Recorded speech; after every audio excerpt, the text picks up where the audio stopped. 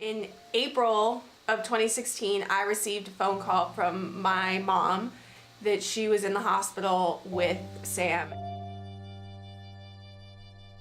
I broke my C5 vertebrae, which went into my spinal cord and left me as a quadriplegic.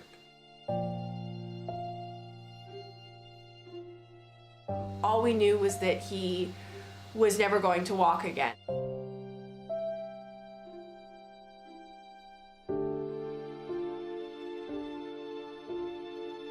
Three days later, he underwent a 4-hour surgery to stabilize his head on his neck. I actually wasn't even able to swallow or breathe on my own, so I was on a feeding tube and a ventilator at that time. Getting out of the hospital and coming home was probably one of the most difficult things. When you're in the hospital, you get into the routine and it's comfortable, and there's a certain sense of security because you know that if anything does go wrong, you're already at a place where you know that you're going to be able to get the utmost help. Leaving that sense of security is a little daunting, but coming home and being in a place where I had always been standing, I had always been walking, I had always been able to reach everything was just jarring to come back to. So the family was able to help a lot with the transition, just like they always tend to do. After a certain point in the process, you're allotted caregiving hours from either insurance, or if you're lucky enough, Medicaid will cover it.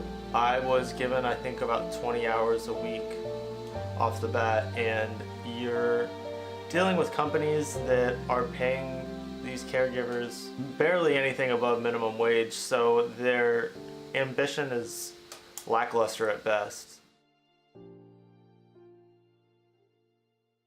So about 8 months ago, I was living in New York. I had been receiving phone calls from everyone in my family telling me about the caregiving that Sam was receiving, telling me about how hit or miss it was, how difficult it was, how frustrating it was. It was hard to hear. It was hard to hear that they were experiencing that and I was so far from home. So after a lot of thought and consideration, I packed up everything and I headed back to Orlando, and I moved back into my parents' house and I started doing the caregiving for Sam.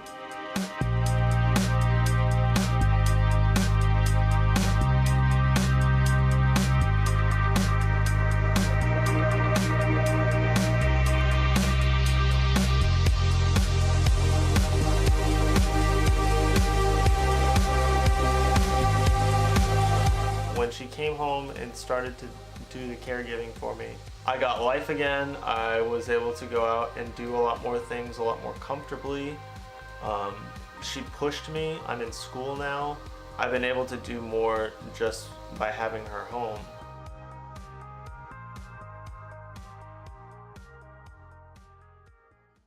I had stumbled across van life and schoolie life.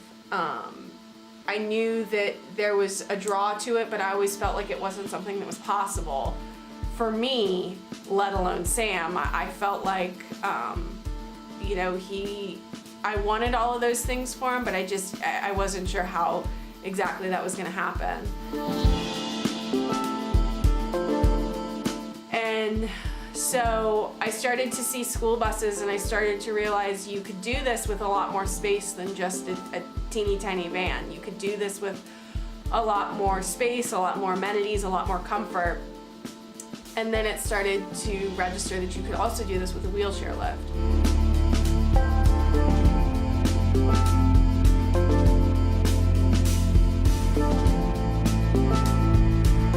We began reaching out to people and asking them their opinions. We sought out people about, you know, what were the best buses to look at. Mechanically, you know, we knew that we needed something for a lift. We started looking at layouts. We started really starting to question, okay, now that we have space for Sam and we have a lift for Sam, what's the layout that's gonna suit Sam? but also with the mindset of would suit anybody in a wheelchair, would suit, so if Sam wasn't going on a trip, or if we wanted to take somebody else or something like that, that there was a certain level of ease to that, that we weren't limited. This is something that we make this large commitment to. We're doing it in a smart and safe way. It makes way too much sense. I've heard countless stories of people either in chairs or some sort of ailment, and when they try to fly, either it doesn't go properly for whatever reason, or something gets messed up on their chair or any sort of equipment that they need to bring along with them. So with this, it's tailored to exactly what it is that you need.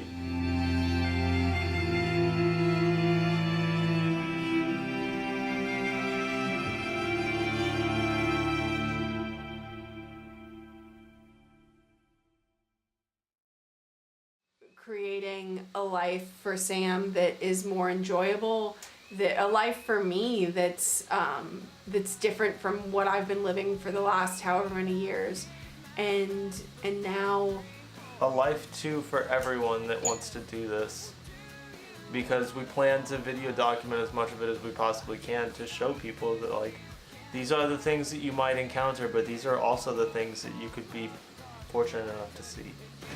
Try to fix what I've undone, 'cause I hate